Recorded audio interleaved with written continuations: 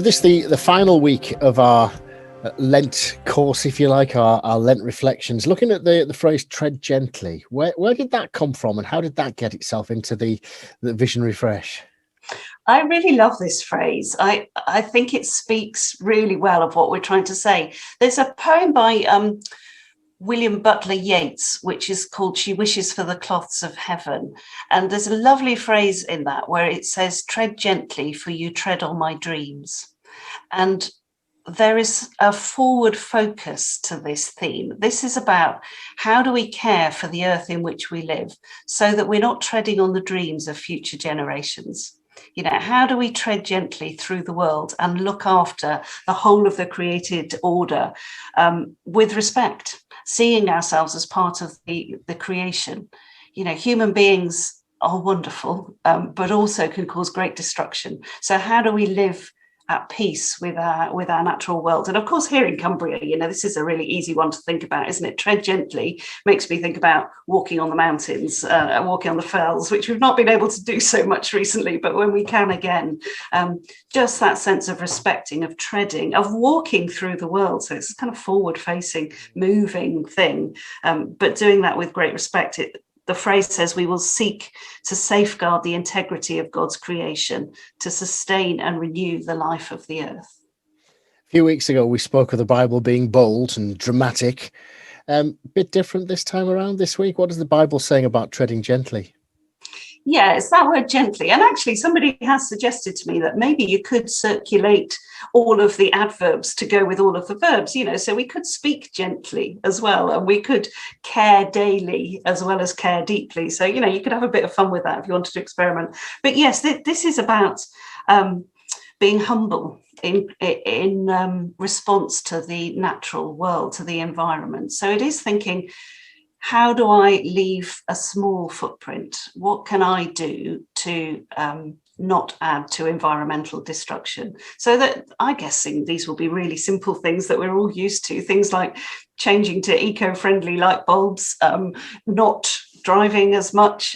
You know, what sort of habits have we developed in the lockdown, actually, that we might not want to go back to in terms of travel and using the natural resources of the world. So I guess it's all around that. It's also for us as Christians thinking about, why do we do this? You know, is it just because we're a load of eco warriors?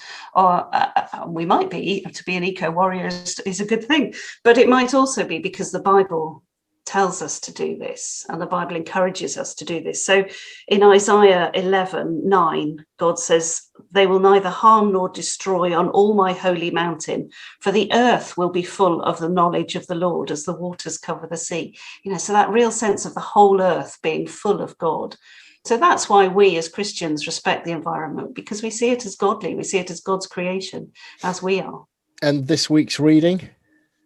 Well, this week's reading is from John chapter 12, and it's where Jesus talks about a single grain falling to the ground. And as a grain falls to the ground and dies, then it bears much fruit. And of course, he's talking about his own death and resurrection there. And so he's saying that as he goes to the cross, as he dies to save the world, that's the whole world. That's not just human beings, although it is human beings. But one day, all of creation will be made new. There will be no more crying, no more suffering, no more death, and God's dwelling will be on earth with people. And that's the whole earth. That's the natural order of things, as well as human beings. And I just love the way that Jesus often uses images of creation, wheat and grain and trees. And, you know, he obviously looked out at what he could see in the world, and he brought that into his teachings. So maybe we could do that too. You know, maybe we could go for walks on the hills, if we're allowed, and see how they speak to us of God. You know, focus on God's grandeur. And a final thought and prayer from this particular statement of treading gently. What would you like people to think about mostly when they're maybe reflecting on this?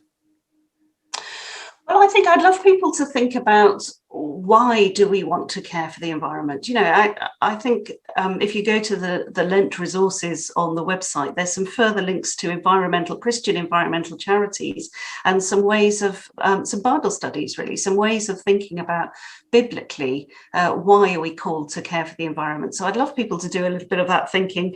I'd love people to think about what are the small ways and possibly larger ways that we can reduce our own environmental impact. The Church of England, for instance, has made a commitment to become carbon neutral by 2030. So we're all going to have to play a part in that. That's quite an ambitious aim. So we might want to think about, well, how can we get involved with that?